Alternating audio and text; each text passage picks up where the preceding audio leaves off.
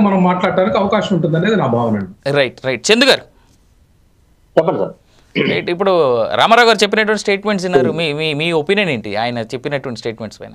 అంటే చాలా హాస్యాస్పదం ఉంది. అంటే రామారావు గారు డైరెక్టర్ ఏంటంటే సాక్షి పేపర్ ఎదురుపెట్టుకుని దాంట్లో ఏంటంటే వాళ్ళ పేపర్ వాళ్ళు అనుగుణంగా రాస్తారు కాబట్టి మొత్తం లైన్ టు లైన్ ఒక సాక్షి అనే ఎడ్డింకి మానేసి మెత్తలు అంతా చదివారు కాబట్టి వాళ్ళకి వాస్తవంగా వాళ్ళ మీద కాదని ఉంటుంది. వాస్తవాలకు వెళ్తే ఈ రోజున సిట్ అనేది సుప్రీంకోర్టు తీర్పు, అది మనం ప్రభుత్వాలు చేసేది కాదు. ఆయన అన్నట్టు హైదరాబాద్ నుంచి వస్తే రేవంత్ రెడ్డి గారు చెప్పారని చెప్పి సుప్రీంకోర్టులో చట్టాలు మార్చే పరిస్థితి అయితే లేదండి. చట్టాలకు అనుగుణంగానే ఈ రోజు కల్తీ జరిగిన అన్నది వాస్తవం. ఎందుకంటే గత ఏడాది జూలై 6వ తారీఖు 17వ తారీఖులో 4 ట్యాంకర్లో కల్తీ జరిగిందని చెప్పని గుజరాత్ కి ఎన్డీడీపీ క్యాప్ ల్యాబ్ కి పంపించారండి. దాంట్లో అక్కడ వాస్తవాలు బయటపడ్డాయి. ఏదైతే కొవ్వు పదార్థాలు కలిసినాయని, పంది కొవ్వు కలిసినాయని నిర్ధారణ చేశారు ల్యాబ్ లో. ఈ వాస్తవం కాదంటారా? అంటే గత ప్రభుత్వంలో ఇచ్చిన టెండర్లు ఏవైతే ఉన్నాయో, అంటే మీరు అంటున్నారు కదా సబ్సిడీ తీసుకుని ఉంటారు, టెండర్లు ఒకరు తీసుకుంటారు, ఒకలే అంత సప్లై చేయలేరండి. వాస్తవే. అలాగని చెప్పి ఏం చేస్తారండి? సామర్థ్యం లేదని చెప్పని 10 రూపాయలు వస్తుంది 5 రూపాయలకు అమ్మరు కదా. మరి ఈ రోజు 355 రూపాయలు కొన్న నెయ్యిని తీసుకొచ్చి 319 రూపాయలు 80 పైసలకి ఏ రకంగా టెండర్లు తీసుకున్నారు, ఏ రకంగా ఈ తిరుపతికి సప్లై చేశారండి? అంటే కల్తీ చేద్దాం ఉద్దేశంతోనే కదా ఎక్కువ కొని ఏదైతే ఉన్నాయో ఈ కొవ్వు పదార్థాలని కలిపి స్వామివారి ఏదైతే కలియుగ దైవం ఎన్నో కోట్ల మంది ప్రజలు ఆరాధిస్తున్నటువంటి వెంకటేశ్వర స్వామి మరి తింటున్న ప్రసాదంలో కల్తీ చేశారంటే ఇంతకన్నా పాపం ఇంకోటి ఉంటుందా ఈ ప్రభుత్వానికి? చెప్పండి. వైసీపీ ప్రభుత్వానికి గత ప్రభుత్వం చేసిన అన్ని కూడా అవినీతిలే. చేసిన తప్పును కప్పించుకోవడానికి ఈ రోజు వైసీపీ ఏదైతే మాట్లాడుతుంది, కిరణ్ రాయలు అంటారు, లేకపోతే సిట్టు సుప్రీంకోర్టుకి అన్ని అనుకూలంగా ఉన్నాయి. ఏంటంటే సుప్రీంకోర్టు అనుకూలంగా ఉన్నది. ఇప్పుడు ఈ రోజు విచారణ రాయల కింద వచ్చిందన్నారు. విచారణకి దానికి సంబంధం ఈ రోజు వాయిదా ఉంటది. ఈ రోజే ఒక జనసేన పార్టీ నేతనో లేదా ఒక టీడీపీ నేతకో లేదా బీజేపీ నేతకో ఏదో జరుగుద్ది. విచారణ జరిగిన జడ్జిమెంట్ డేటును ఆయనకు జరిగింది ఒకే రోజు అంటే ఆయన గురించి ఆయన జడ్జిమెంట్ పెట్టాడు జడ్జి గారు ఏమన్నా? కాదు కదా. విచారణ అన్నది అది వాయిదాల పద్ధతిలో జరుగుతుంటది. అది జరిగిన ఏ యొక్క ఆధారాలు అయితే ఉన్నాయో ఆధారాలను బట్టి దాని యొక్క అన్ని కూడా బయట పెట్టే అంశం ఉంటది. అంతేగాని నిన్న కిరణ్ రాయ్ గారిది వచ్చింది అందుకే రాత్రి ఇది పెట్టినట్టునే ఈ పరిస్థితి అయితే ఈ కూటమి ప్రభుత్వంలో లేదండి. ఏదైతే కల్తీ జరిగిందో కల్తీ మీద సుప్రీంకోర్టు తీసుకున్న నిర్ణయానికి మేము కూడా కట్టుబడి ఉన్నాం. అది ఇంకా ముందుకెళ్ళి ఏదైతే దాని వెనకాల ఎవరెవరు ఉన్నారో గత ప్రభుత్వంలో ఎవరైతే నాయకులు ఉన్నారో మేము పర్టికులర్ చెప్పట్లా. అది జగన్మోహన్ రెడ్డి చేశాడు, లేకపోతే అక్కడ ఉన్న చైర్మన్ వైవి సుబ్బారెడ్డి చేశాడు అని చెప్పట్లా. మేము ఎవరైతే ఈ వైసీపీ నాయకుల హస్తం ఉందో, ఆ టీటీడీ బోర్డు మెంబర్ల హస్తం ఉందో, టీటీ బోర్డు మెంబర్ అందరూ కూడా వైసీపీ నాయకులే. మరి వాళ్ళు ఎవరు చేశారు? దీనిపై పాత్ర ఎవరిది? ఈ కల్తీ జరగడానికి కారకులు ఎవరు? వాళ్ళని ప్రోత్సహించింది ఎవరు? వాళ్ళ ద్వారా చేసి ఈరోజు స్వామివారికి అపశృతి తీసుకొచ్చి ఎంతో మంది ప్రజల గుండెల్లో ఆవేదన వ్యక్తం చేసినటువంటి నాయకులు ఎవరో త్వరలో అది కూడా బయటకు వస్తుందని చెప్పి మీకు తెలియజేస్తా ఉంది. అంతేగా రామారావు గారు వాస్తవాలు కప్పబెట్టి సాక్షి పేపర్లు చదివితే కుదరదండి. మిగతా పేపర్లు కూడా చదవండి, వాస్తవాలు ఏంటో తెలుస్తాయి మీకు. ఎందుకంటే జరిగిన వాస్తవాలు రాశారు అక్కడ.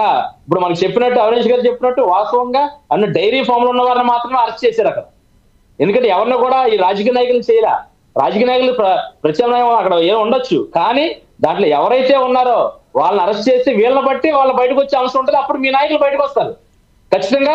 దీంట్లో కల్తీ మటుకు జరిగిందండి. కల్తీ జరిగిందని గుజరాత్ ఉన్నటువంటి ఎన్డీడీపీఏ క్యాప్ ల్యాబ్ లో నిర్ధారించారు. కొవ్వు పదార్థాలు ఉన్నాయని, పంది కొవ్వు కలిసిందని. మరి అటువంటి నిర్ధారించినప్పుడు అది వాస్తవం. ఆ వాస్తవాల విచారణ జరిపి ఈ రోజు సుప్రీంకోర్టు తీర్పిచ్చింది. తీర్పు ఇవ్వలేదు చందు గారు సబ్జెక్టు కరెక్షన్. సుప్రీంకోర్టు తీర్పు ఇవ్వలేదు. సుప్రీంకోర్టు సిట్టును ఏర్పాటు చేసి వాళ్ళని అరెస్ట్ చేయడానికి మాత్రమే ప్రాసెస్ ఇచ్చింది. తీర్పు కాదండి, సిట్టు విచారణలో వాళ్ళని చేయడానికి తీసుకున్నారు. అంతే, కస్టడీలోకి తీసుకున్నారు, వాళ్ళు అరెస్ట్ చేశారు. రైట్, కస్టడీ తీసుకున్నారు అంటే విచారణ జరుపుతారు. ఇంక దీని వెనకాల ఎవరున్నారు ఏంటి అన్నది వాళ్ళు తెలుసుకోవడానికి. రైట్ మస్తాన్ గారు, I'll come back to you sir. ఎందుకంటే నేను మీతో అడగాల్సినటువంటి ప్రశ్న ఒకటి ఉంది. ఈ సీట్లో నేను దీనివల్ల అంటే నేను చెప్పేటువంటి ఈ పేర్ల వల్ల రామారావు గారు కూడా కొన్ని క్లారిటీస్ వస్తాయని నేను అనుకుంటా ఉన్నాను. ఈ సిట్ ఎక్కడి నుంచి నడుస్తుందంటే CBI Hyderabad division joint director Veeresh Prabhu గారి ఆధ్వర్యంలో with support from Visakha CBI SP Murali Rambha, DIG Gopinath Jetti, IG Sarvashreshtha Tripathi and FSSAI officer Satyakumar Panda ఇంతమంది ఇన్వాల్వ్ అయ్యారు. ఇది supreme court food safety officer. Exactly food safety officer. ఆయనేమి కేవలం తిరుపతికో లేదా ఏపీకో చెందినటువంటి వ్యక్తి అయితే కాదు కదా, న్యూట్రలైజ్డ్గా ఉండేటువంటి వ్యక్తులు.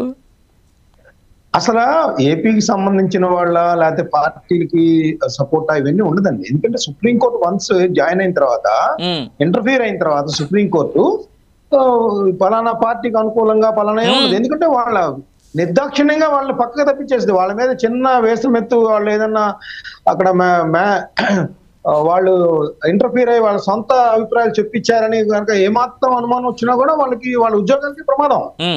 మనం వాళ్ళ మీద ఎవరుంటారు అంటే యాక్చువల్గా ఏంటంటే నేను ఇక్కడ ప్రస్తావిస్తానండి, అంటే నేను ఎవరిని విమర్శించట్లేదు కానీ జగన్మోహన్ రెడ్డి గారు ఈ విషయంలో అనుమానం వ్యక్తం చేశారు. ఆయన ప్రెస్ మీట్ మీరు గమనించినట్టయితే అప్పట్లో ఇప్పుడు ఏముందండి దీని మీద ఒక కమిటీ వేయమంటారు, కమిటీ వేసినప్పుడు ఏంటి మా మీదే ఆరోపణలు చేసేలాగా ఒక రిపోర్ట్ ఇస్తారు. ఆ రిపోర్ట్ ఆధారంగా మా మీదకి అంటే అది రొటీన్ ప్రాసెస్. సిబిఐ ఎవరి చేతిలో ఉంటే వాళ్ళ అలా అలిగేషన్స్.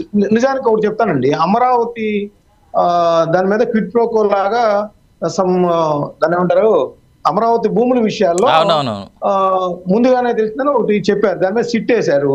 సిట్ వేసినప్పుడు అది చంద్రబాబు నాయుడుకి వ్యతిరేకంగానే వచ్చింది, కానీ వాళ్ళు సుప్రీంకోర్టుకి వెళ్ళిన తర్వాత దాన్ని కొట్టేసింది. అంటే నేననేది ఏంటంటే ఇప్పుడు పార్టీల అధికారంలో ఉన్నప్పుడు సిట్లు వేయటం వేరు. ఇప్పుడు చంద్రబాబు నాయుడు గారు కూడా కొన్ని అంశాల మీద భూ కుంభకోణాల మీద వాటి మీద సిట్లు వేస్తా ఉన్నారు. ఇప్పుడు ఆ వైసీపీలో అప్పుడు టెన్యూర్ లో జరిగిన అరాచకాల మీద కూడా ఒక ట్రిబ్యునల్ కూడా ఏర్పాటు చేశారు. ట్రిబ్యునల్ కూడా ఏర్పాటు చేశారు. మొన్న మంత్రి మండలికి ముందు సమావేశానికి ముందు ప్రకటించారు. నేననేది ఏంటంటే అవన్నీ వేరు. ఎందుకంటే ఇది సుప్రీంకోర్టు ఇంటర్ఫీర్ అయింది. సుప్రీంకోర్టు ఆధ్వర్యంలోనే అందరూ కూడా రిపోర్ట్స్ వాళ్ళకి ఇవ్వాల్సి ఉంటది. ఇది చంద్రబాబు నాయుడు గారికి అనుకూలంగా ఇస్తే బాగుంటుందా లేకపోతే అనేది అధికారులు అంత ఐఏఎస్ ఐపీఎస్ ఇక్కడ ఎవరైతే ఐపీఎస్ అధికారులు ఉన్నారో వాళ్ళు అలా చేస్తారని నేను అనుకోవట్లేదు.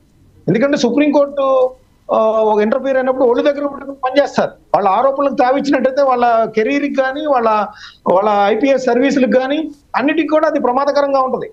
సో దానిలో ఎటువంటి అనుమానాలు అయితే నేను అనుకోవట్లేదు. సుప్రీంకోర్టు వన్స్ ఇంటర్ఫీర్ అయిన తర్వాత ఆ నివేదిక సుప్రీంకోర్టుకి ఇస్తారు, వాళ్ళు కూడా దానికి తగ్గట్టు చేస్తారు. అంటే ఇక్కడ ఏమంటారంటే ఇప్పుడు ఇందాక సార్ చందు గారు చెప్పారు, జనసేనకు సంబంధించిన అధికార ప్రతినిధి, ఆయన ఏమన్నారంటే ఇది భక్తుల మనోభావాలతో ముడిపడింది అనే యాంగిలే సుప్రీంకోర్టు కూడా తీసుకుంది. ఇక్కడ వీళ్ళు మనం రాజకీయ ఎత్తుగడలు ఎవరి మీద రుద్దుతాము, కల్తీ జరిగిందా లేదా అవన్నీ ఎన్డీడీబీ రిపోర్టు అనుమానం వ్యక్తం చేసింది.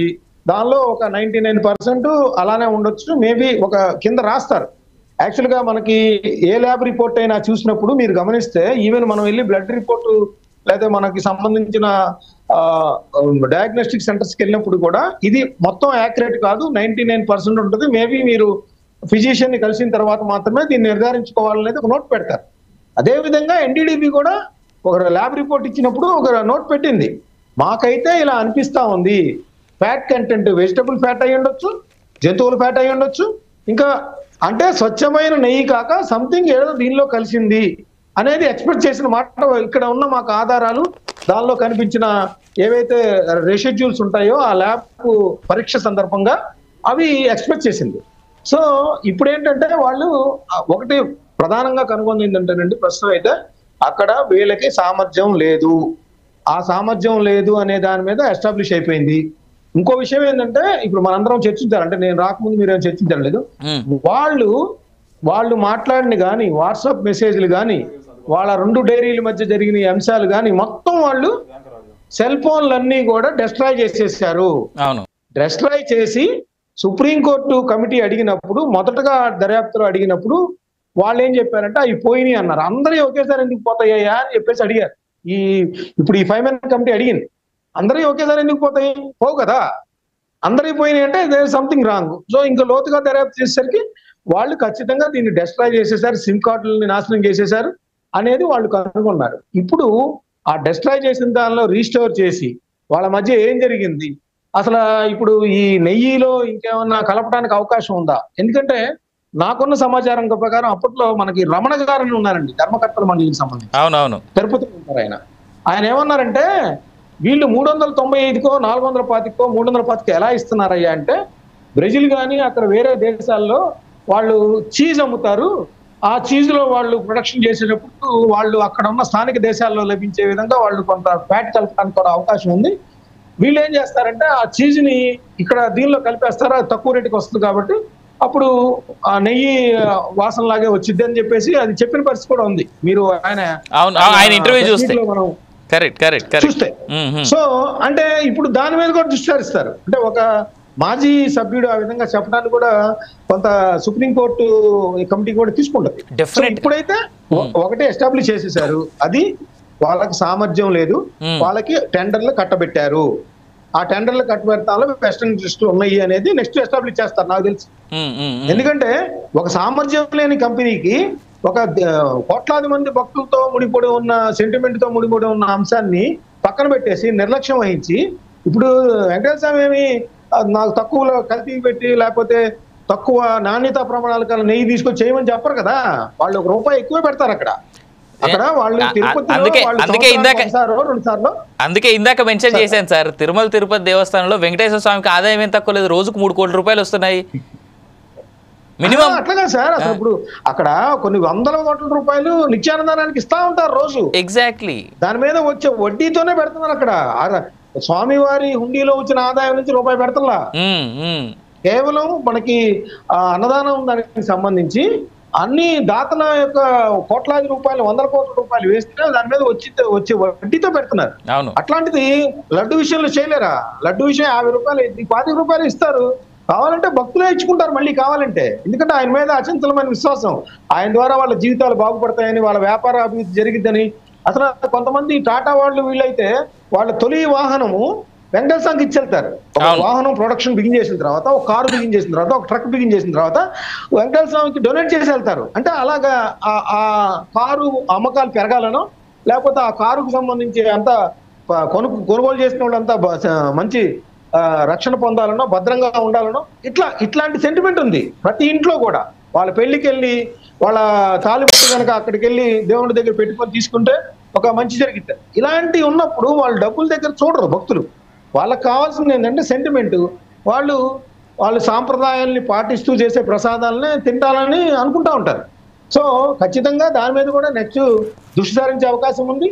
ఆ టెండర్లు ఎవరైతే ఓకే చేశారో నిజంగా వెస్ట్ ఇంట్రెస్ట్ ఉందా, లేదంటే ఎప్పుడు అక్కడి నుంచే కర్ణాటక డైరీ కూడా ఆరోపణలు చేసింది, మేము అలా ఇవ్వలేమని చెప్పాము, మేము అంత తక్కువకైతే ఇవ్వలేమని చెప్పామని కర్ణాటక డైరీ చెప్పిన పరిస్థితి ఉంది అక్కడ.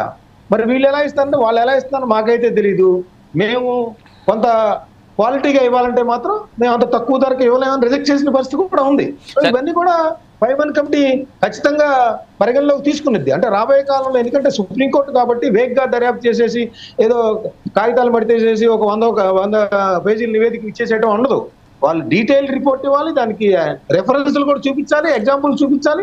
అథెంటిసిటీ చాలా ఇంపార్టెంట్ సార్. వాళ్ళకి సుప్రీంకోర్టు చేసేటువంటిది ఏదైతే ఉంటుందో, సుప్రీంకోర్టు ఏర్పాటు చేసినటువంటి సిట్ స్టేట్ గవర్నమెంట్స్ పెట్టినట్టుగా ఉండదు. హ్యాపీగా వాళ్ళకి క్లియర్ ఎవిడెన్సెస్ విత్ ఎవిడెన్స్ ప్రూఫ్లు అన్ని ఇవ్వాలి. ఇప్పుడు వాళ్ళు సెల్ ఫోన్లు డిస్ట్రాయ్ చేశారంటేనే అక్కడ మనకు అర్థమైపోతుంది అంతే కదా, సంథింగ్ రాంగ్. దానిలో ఏముంటది, వాళ్ళు మెసేజ్లు వెళ్తాయి, దీనిలో ఏదైనా పెద్ద ఘోరాలు నేరాలు ఉండవు కదా. కానీ అక్కడ డిస్ట్రాయ్ చేశారంటే సంథింగ్ ఏదో బయటపడకూడని అంశాలు దానిలో ఉన్నాయి. అవి ఇప్పుడు వాళ్ళ చేత నిజాలు తెప్పిస్తారు, రిస్టోర్ చేస్తారు, టెక్నాలజీ ఉంది చేస్తారు. ఆ తర్వాత ఏదైనా రాజకీయ పార్టీ నాయకులు ఇన్వాల్వ్ అయి ఉన్నారా ఆ టెండర్లు దానిలో అనేది కూడా చూస్తారు. అంటే నేను ఎవరి మీద ఆరోపణలు చేయట్లేదు ఇక్కడ, మళ్ళీ వైసీపీ ప్రభుత్వం ఇట్లా చేసిందా అలా చేస్తున్నాను కదా, నేను ఇప్పుడు కూడా చెబుతున్నాను. అందుకని ఇప్పుడు కూడా తక్కువకే ఇస్తున్నారు, దాని మీద కూడా బోర్డు దృష్టి సారించాల్సిన అవసరం ఉందని కూడా చెప్తున్నాను నేను. రైట్, వద్దాం అదే మాట నేను ఇప్పుడు చందు గారిని అడుగుతాను. జనసేన నేత ఉన్నారు కాబట్టి మనతో పాటు. చందు గారు,